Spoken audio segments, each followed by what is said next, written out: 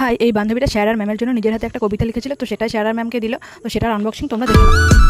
मैंने जानी इश्क की गली, बस तेरी आहटें मिली। मैंने चाहूँ ना तुझे, पर मेरी एक ना चली। পর স্যার আর ম্যামকে কবিতাটা পড়তে রিকোয়েস্ট করে, চলো সেটাই শোনা যাক। প্রিয় স্যার ও ম্যাম, আপনারা শুধু আমার কাছে শিক্ষক শিক্ষিকা নন, আপনারা হলেন আমার কাছে ছাত্রছাত্রী। আপনাদের নামে যাই বলি হবে খুবই অল্প, আপনাদের নামে লিখতে গেলে হয়ে যাবে বড় গল্প। হাসি ঠাট্টে সর্বদাই থাকেন আমার সাথে, আবার সুন্দর করে শাসন করেন পাইপ নিয়ে হাতে। ম্যামের কথা কি আর বলি, এমনি ভারী শান্ত, কিন্তু একবার করে পড়া ধরে একই অনাচার কাণ্ড। আপনাদের যখন প্রথম দেখি লেগেছিল বুকের ডর, এখন দেখি আপনারাই আমার আসল ঘর। সেদিন যখন বিপদে পড়ে ছিলেন দুজন সাথে, বন্ধুর মতন হাত বাড়িয়েছিলেন আমার রক্ষার্থে।